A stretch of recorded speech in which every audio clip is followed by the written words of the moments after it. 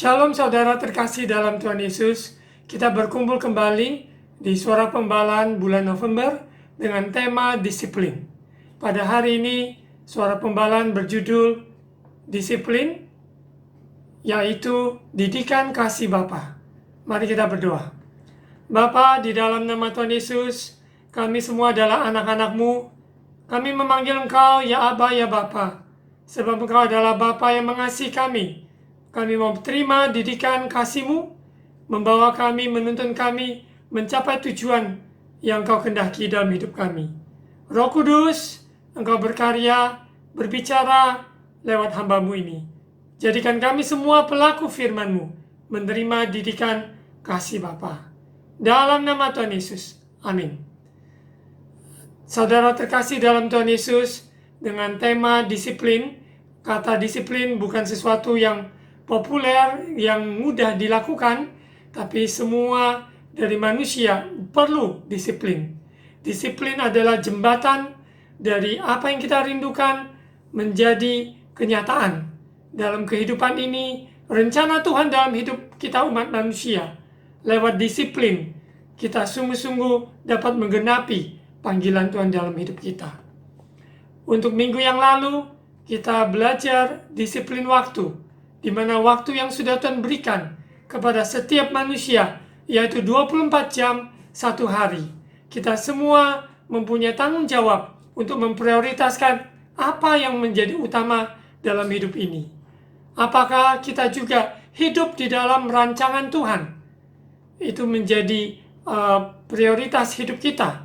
Dan apakah kita percaya bahwa Tuhan selalu ada di dalam setiap musim kehidupan? Pada hari ini Suara Pembalaan dengan judul disiplin, yaitu didikan kasih Bapa. Kita semua diangkat menjadi anak Bapa. Ketika kita menerima Yesus sebagai Tuhan dan Juru Selamat, kita memanggil Dia, ya Aba, ya Bapa. Bapa mengasihi kita semua umat manusia.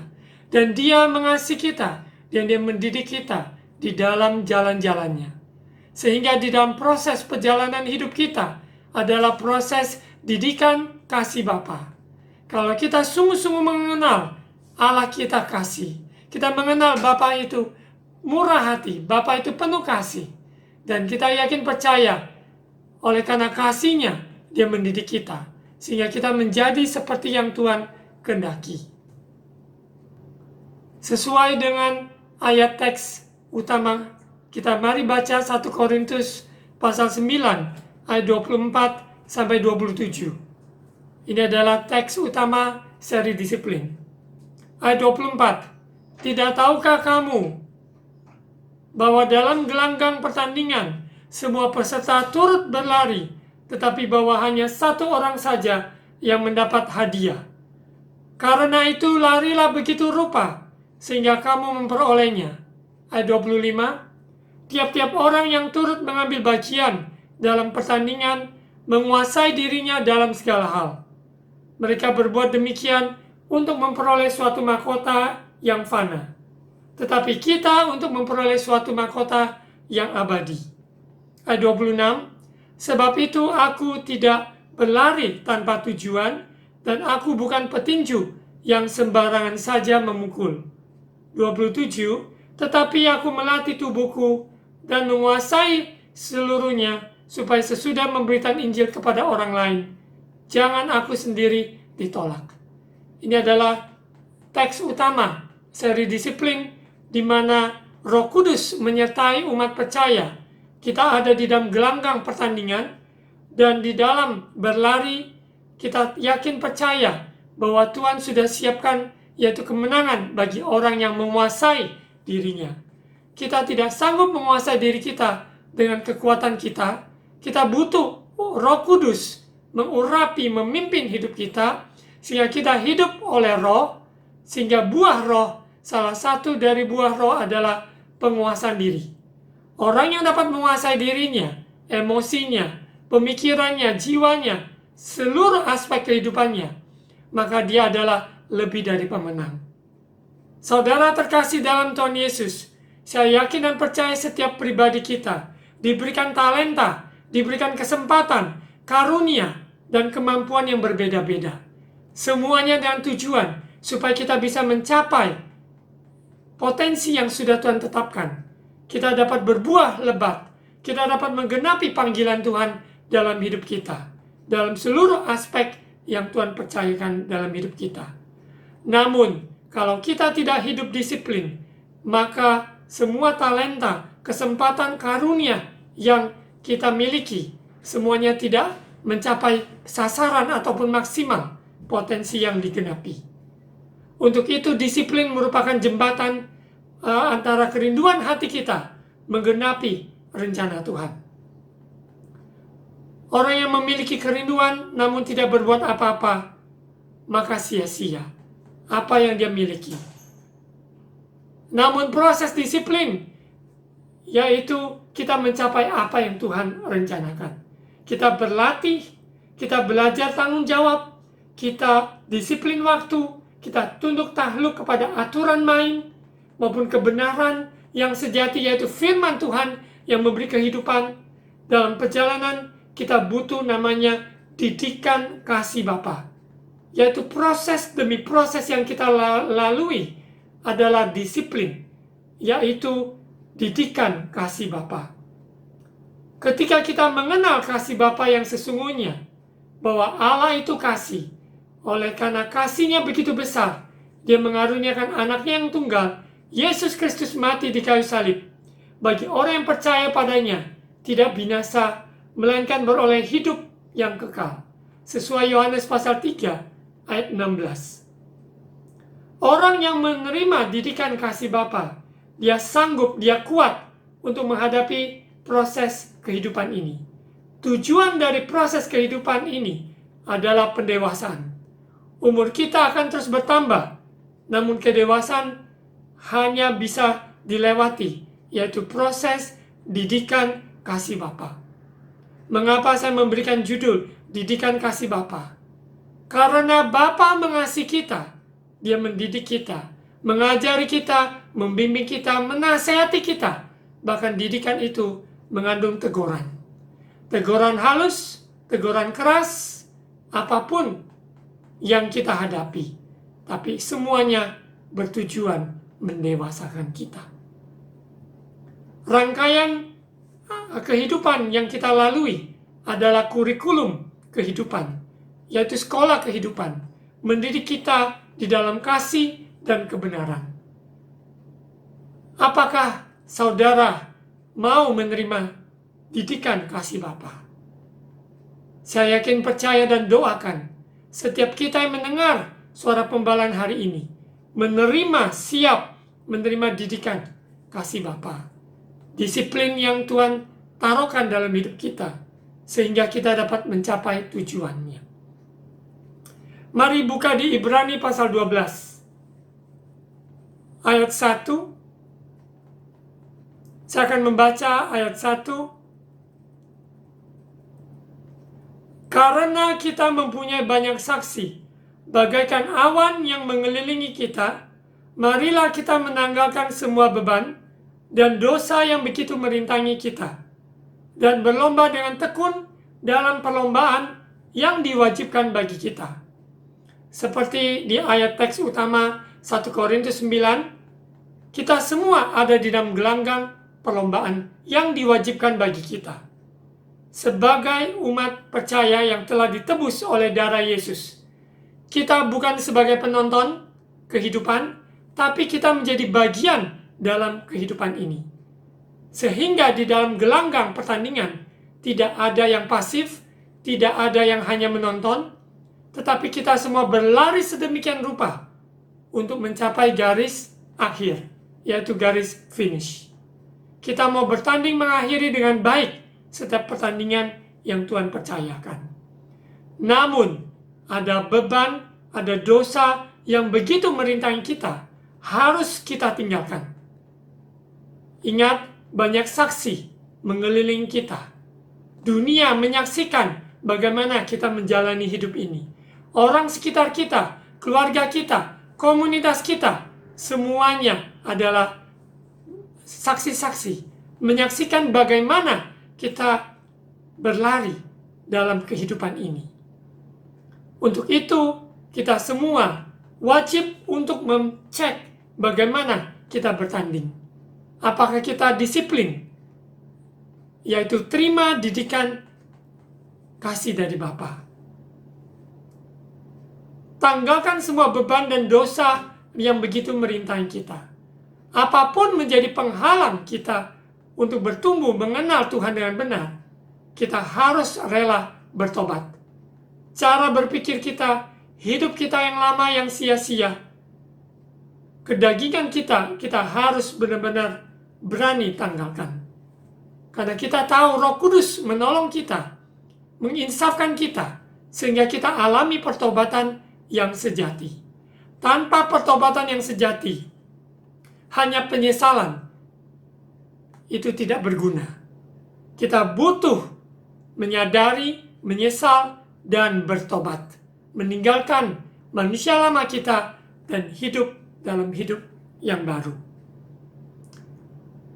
Kita tahu bahwa beban-beban kehidupan, kepahitan, kekecewaan, kesedihan yang berlarut, semuanya kita serahkan di bawah kaki Tuhan. Kita tanggalkan semua beban itu dan percaya Tuhan mengangkat beban saudara terkasih. Dan sehingga kuk yang dipasang adalah ringan dan beban pun enak. Kita lanjut Ibrani pasal 12 ayat 2. Marilah kita melakukannya dengan mata yang tertuju kepada Yesus, yang memimpin kita dalam iman dan yang membawa iman kita itu kepada kesempurnaan, yang dengan mengabaikan kehinaan, tekun memikul salib, ganti sukacita yang disediakan bagi Dia, yang sekarang duduk di sebelah kanan tata Allah.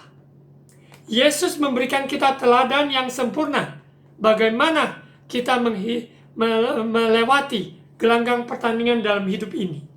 Pandangan kita hanya tertuju kepada Yesus.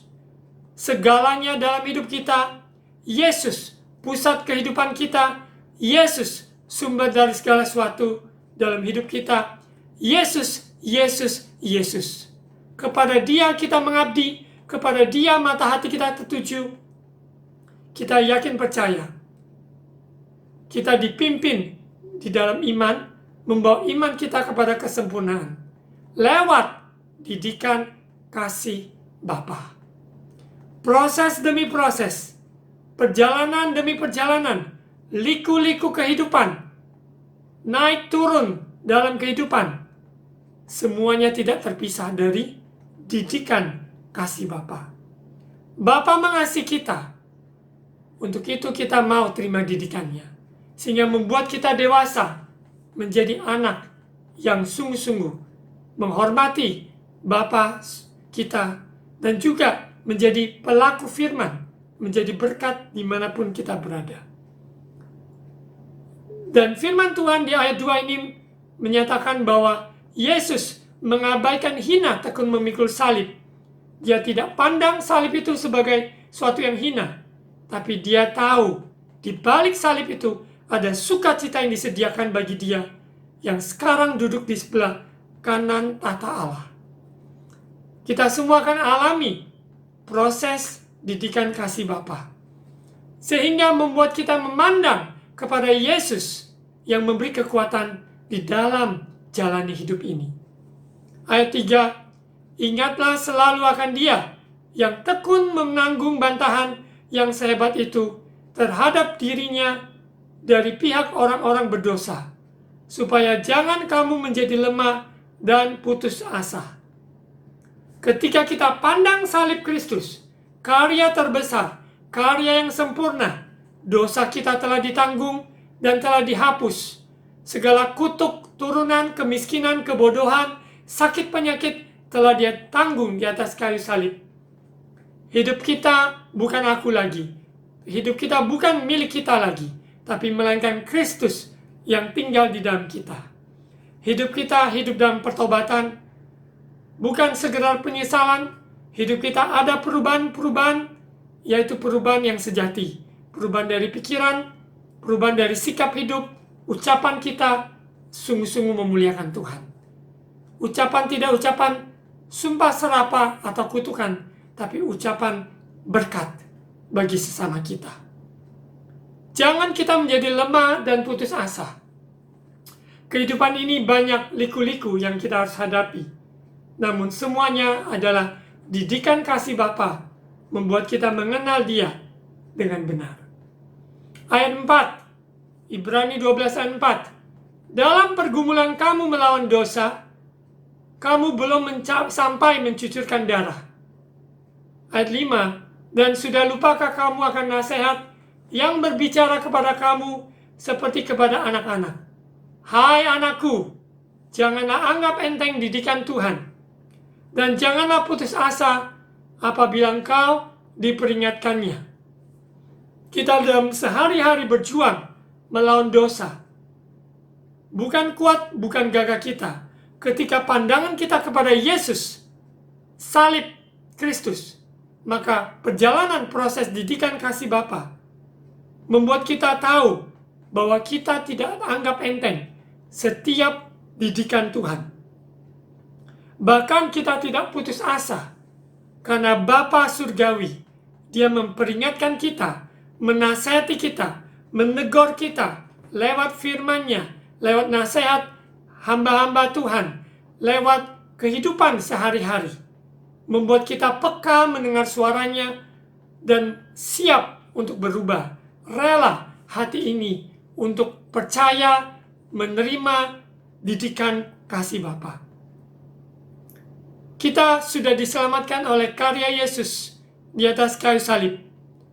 Setiap hari kita diberi kesempatan untuk menang, hidupi kemenangan yang sudah Yesus jamin. Untuk itu Roh Kudus berperan dalam hidup orang percaya, menolong kita, membawa kita menjadi umat lebih dari pemenang. Identitas kita dalam Kristus, pertolongannya lewat firman-Nya yang kita baca teratur. Kita terima nasihat firman Tuhan dengan hati yang lembut. Kita tidak anggap enteng didikan Tuhan untuk mendewasakan kita, untuk supaya kita berhasil dan beruntung. Bahkan kita mengalami proses-proses pemangkasan seperti Yesus pokok anggur, kita adalah ranting-rantingnya. Maka Dia menggunting ataupun memangkas daun-daun dan apapun dalam hidup kita. Kita diperingatkannya sehingga kita bisa berbuah lebih banyak lagi. Ingat, tujuan disiplin adalah kasih Bapa. Tujuan disiplin bukan menghancurkan kita, tapi tujuan disiplin yang sesungguhnya adalah mendidik kita dalam kebenaran, mendidik kita dalam kasih, dan tujuan disiplin ini adalah membawa kita mengenal Allah dengan benar. Kita lanjut ayat yang ke-6. Karena Tuhan menghajar orang yang dikasihinya, dan Ia menyesa orang yang diakuinya sebagai anak. Ayat 7. Jika kamu harus menanggung ganjaran, Allah memperlakukan kamu seperti anak. Di manakah terdapat anak yang tidak dihajar oleh ayahnya? Kita tahu apa yang ada. Bapa di dunia berusaha mendisiplinkan, menasehati, menegur anak-anaknya yang kurang ajar, yang tidak hidup dalam kebenaran. Seorang ayah yang baik akan meluruskan, akan menasehati, menghajar, mendidik, memberikan arahan. Apalagi Bapa di surga. Di dalam kehidupan kita, kita minta, Bapa, didiklah aku, ajari aku mengenal jalan-jalan-Mu.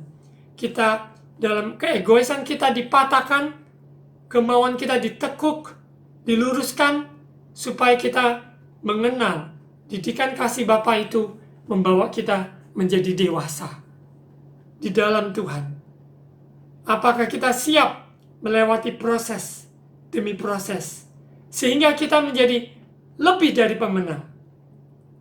Ayat 8, tetapi jikalau kamu bebas dari ganjaran yang harus diderita setiap orang, maka kamu bukanlah anak, tetapi anak-anak gampang. Kita lihat perbedaan anak-anak gampang dan anak-anak yang terima didikan kasih Bapa. sangat berbeda sekali. Orang anak-anak gampang, begitu lemah mental, menghadapi kehidupan ini yang keras, sangat loyo dan mudah menyerah, dan gampang putus asa. Karena anak-anak gampang, anak-anak yang tidak terima didikan, malah berontak terhadap didikan, nasihat. Maka dia tidak bisa mencapai tujuan yang Allah kehendaki. Sekalipun potensi, kesempatan, talenta segudang, namun karena tidak terima didikan kasih Bapa, maka tidak bisa mencapai tujuan. Jangan putus asa, jangan patah hati. Hari ini kita mendengar firman Tuhan. Kita lembutkan hati untuk menerima didikan kasih Bapa. Bapa sangat mengasihi kita. Kita terima didikannya, nasihatnya, tegurannya, hajarannya, supaya kita sungguh-sungguh hidup bijaksana, sesuai dengan rencananya. Kita bukan anak-anak gampang, anak-anak yang mungkin kita tidak urus karena tidak berkaitan dengan kita. Namun kalau anak yang Tuhan percayakan, apakah itu anak yang lahir dari dalam keluarga ataupun anak-anak rohani, Tuhan memberikan kita tanggung jawab untuk mendidik mereka dalam kasih Bapa. Karena didikan kasih Bapa mendewasakan. Hati harus rela, kita harus kooperatif, berani berubah di atas didikan kasih Bapa. Sehingga ada bagian-bagian tertentu dalam hidup kita yang perlu didisiplin. Kita siap. Mungkin dalam hal keuangan tidak beres, dalam hal hubungan tidak benar, atau di dalam pekerjaan kita tidak mencapai potensi maksimal, ataupun dalam bidang apa saja aspek kehidupan kita. Roh Kudus akan menyingkapkan kepada kita bagian-bagian mana yang kita perlu didikan dari kasih Bapa. Karena Bapa sangat amat mengasihi anak-anaknya. Di ayat 9, selanjutnya dari ayah kita yang sebenarnya kita beroleh ganjaran, dan mereka kita hormati. Kalau demikian, bukankah kita harus lebih taat kepada Bapa segala roh, supaya kita boleh hidup? Ayat 10, sebab mereka mendidik kita dalam waktu yang pendek, sesuai dengan apa yang mereka anggap baik. Tetapi Dia menghajar kita untuk kebaikan kita, supaya kita beroleh bagian dalam kekudusannya. Ayah di dunia yang mendidik, pasti anak-anaknya menghormatinya. Kita bersyukur mempunyai ayah yang mendidik kita, sehingga kita menjadi apa yang saat ini kita ada. Semuanya kemurahan Tuhan. Apalagi Bapa di surga yang begitu sempurna, penuh kuasa, sanggup, dan sangat amat mengasihi kita. Harusnya kita lebih taat kepada Bapa segala roh, sehingga kita bisa menikmati kehidupan ini sekarang, bahkan sampai kepada kekekalan nantinya. Didikan ayah jasmani kita menurut apa yang dianggapnya baik, dengan keterbatasannya. Namun Bapa surgawi ingin kita mengalami didikan kasih-Nya, sehingga kita dapat beroleh bagian dalam kekudusannya. Apapun yang Tuhan sudah rancangkan, Tuhan ingin kita semua memperolehnya, yaitu kekudusannya, yaitu ketulusan hati, kegenapan hati, untuk menjadi seperti yang Tuhan kehendaki. Ayat 11, memang tiap-tiap ganjaran pada waktunya diberikan tidak mendatangkan sukacita, tetapi duka cita. Tetapi kemudian Ia menghasilkan buah kebenaran yang memberikan damai kepada mereka yang dilatih olehnya. Saudara terkasih dalam Tuhan Yesus, apakah yang kita alami proses didikan kasih Bapa sesuatu yang mudah atau sesuatu yang begitu penuh sukacita? Tentunya tidak. Tidak sederhana itu, tidak semudah itu. Namun Bapa Dia selalu menguatkan kita, menghibur, membimbing kita, sehingga kita dapat menerima didikan kasih-Nya. Karena di dalam didikan kasih Bapa mengandung kasih dan kebenaran. Allah itu kasih, Allah itu kudus. Kita tidak dapat mempermainkan Tuhan. Kita benci apa yang Dia benci, kita mengasihi apa yang Dia kasihi. Kita benci dosa, tapi kita mengasihi orang-orang yang berdosa. Seperti didikan kasih Bapa dalam hidup kita. Dia tidak membenci kita, Dia sangat amat mengasihi kita. Tetapi Dia benci perbuatan kita, Dia benci dosa yang masih melekat dalam hidup kita, yang belum kita akui, yang belum kita bertobat. Kita lihat di dalam pertandingan sesuai di Ibrani pasal 12 ini, ayat 1-11, saya mohon saudara terkasih terus mengulang-ulang membacanya, sehingga di dalam proses kehidupan ini, tidak ada yang lemah, tidak ada yang menjadi putus asa, tetapi dengan bersyukur, terima didikan kasih Bapa. Sehingga didikan itu membuat kita kuat, membuat kita peka, membuat kita bijaksana, membuat kita menjadi berkat dimanapun berada. Kita tahu bahwa Bapa sangat amat mengasihi kita. Kita lihat di beberapa ayat secara umum di mana orang tua Tuhan pakai untuk mendidik anak-anaknya. Ataupun seorang guru, ataupun seorang hamba Tuhan, Tuhan pakai percayakan kita untuk mendidik anak-anak kita maupun anak-anak rohani. Amsal 13 ayat 24. Siapa tidak menggunakan tongkat, benci kepada anaknya. Tetapi siapa mengasihi anaknya, menghajar dia pada waktunya. Tentu ini ada penempatan sesuai dengan umur. Ketika anak-anak masih umur balita, maupun umur masih belasan tahun, di bawah belasan tahun. Didikan sesuai dengan jenjang umurnya. Tuhan berikan hikmat sesuai firman Tuhan. Sehingga kita tidak melukai mereka dengan ucapan kita, perbuatan kita. Tapi kita membalut, mengasihi, merangkul setiap anak-anak yang Tuhan percayakan. Amsal 19 ayat 18. Hajarlah anakmu selama ada harapan, tapi jangan engkau menginginkan kematiannya. Seperti tadi saya jelaskan, sesuai dengan umur-umurnya. Ya, didikan hajaran yang ada. Tuhan memberikan kita hikmat sesuai dengan firman-Nya. Tentunya mereka yang sudah dewasa, hajaran didikan dari kasih Bapa bentuknya berbeda, bukan berbentuk rotan bagi anak-anak yang masih di bawah umur. Namun kita yakin percaya dalam kehidupan ini, didikan-didikan itu, kalau kita peka, kita mau terima, maka kita menjadi bijaksana. 1 Tesalonika pasal 3 ayat 7. Maka kami juga saudara-saudara, dalam segala kesesakan dan kesukaran, kami menjadi terhibur oleh kamu dan oleh imanmu. Orang-orang yang terdidik dalam kasih Bapa, maka mereka menjadi berkat dimanapun berada. Di tengah-tengah kesukaran, di tengah-tengah kesesakan, orang lain terhibur.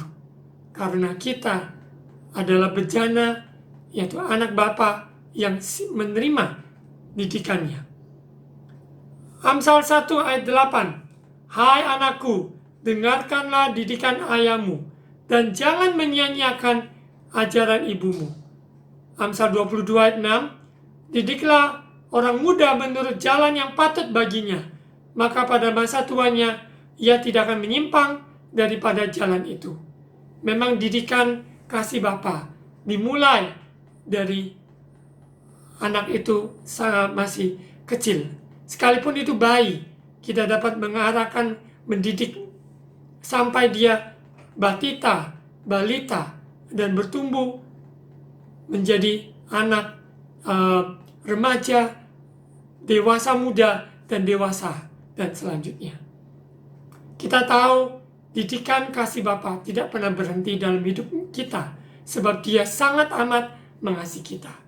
Ada sesuatu yang Dia mau ajarkan, Ada sesuatu yang dia mau sampaikan kepada kita lewat didikan kasih-Nya. Kita lihat di Amsal 1 ayat 7 sebagai ayat menutup. Takut akan Tuhan adalah permulaan pengetahuan, tetapi orang bodoh menghina hikmat dan didikan. Saya yakin percaya, saudara terkasih, kita bukanlah orang bodoh, karena orang bodoh menghina hikmat dan didikan. Saya yakin percaya, kita semua adalah orang-orang yang arif, yang mau terima hikmat dan didikan, yaitu mulai dari takut akan Tuhan. Orang yang takut akan Tuhan, dia akan menghormati Tuhan, menghormati firman-Nya, menghormati ajaran-Nya, menghormati didikan kasih-Nya. Poin praktis yang saudara terkasih dapat terapkan sebagai penutup secara praktis. Yang pertama, relakan hati untuk terima didikan kasih Bapa. Karena tujuannya adalah kedewasaan dan kerendahan hati. Kedua, kita siap belajar apa yang Bapa siap singkapkan, nyatakan lewat proses didikan kasih Bapa. Belajar apa yang Bapa singkapkan dan nyatakan. Yang ketiga, memang ada harga yang harus dibayar. Kita harus bertobat. Kita harus berani tinggalkan cara pikir kita, kehidupan kita yang sia-sia, sehingga kita bisa terima didikan kasih Bapa. Saudara terkasih dalam Tuhan Yesus, di dalam proses perjalanan ini, ada kekuatan, ada penghiburan Roh Kudus menyertai kita, sehingga kita tidak berjalan sendiri. Mari kita tutup doa lawan firman ini. Bapa, kami bersyukur firman Tuhan ya dan amin. Kami adalah anak-anak-Mu, kami mau terima didikan kasih Bapa, sebab Engkau sangat amat mengasihi kami. Kami menghormati Engkau, kami mengasihi Engkau, sebab Engkau lebih dahulu mengasihi kami. Kami mau terima didikan kasih dari-Mu. Terima kasih Bapa, berkati umat jemaat-Mu yang mendengarkan suara pembalan hari ini. Apapun pergumulan yang dihadapi, Yesus terlebih besar. Yesus penolong, Yesus penghibur, Yesus kekuatan, Yesus sumber segala-galanya. Bagi setiap umat-Mu yang datang mendekat, yang datang mencari wajah-Mu, diurapi, diberkati. Dalam nama Yesus. Saudara terkasih dalam Tuhan Yesus, mari angkat kedua tangan dan terima ucapan berkat imam. Tuhan memberkati engkau dan melindungi engkau. Tuhan menyinari engkau dengan wajah-Nya dan memberi engkau kasih karunia. Tuhan menghadapkan wajah-Nya kepadamu dan memberi engkau damai sejahtera. Saudara terkasih dalam Tuhan Yesus, terimalah berkat kasih karunia Allah Bapa, cinta kasih dari Tuhan Yesus, persekutuan dan Allah Roh Kudus menyertai kita sekarang, hari ini, saat ini, sampai Yesus datang menjemput kita di awan-awan. Di dalam nama Tuhan Yesus, semua yang terima berkat Tuhan, katakan amin.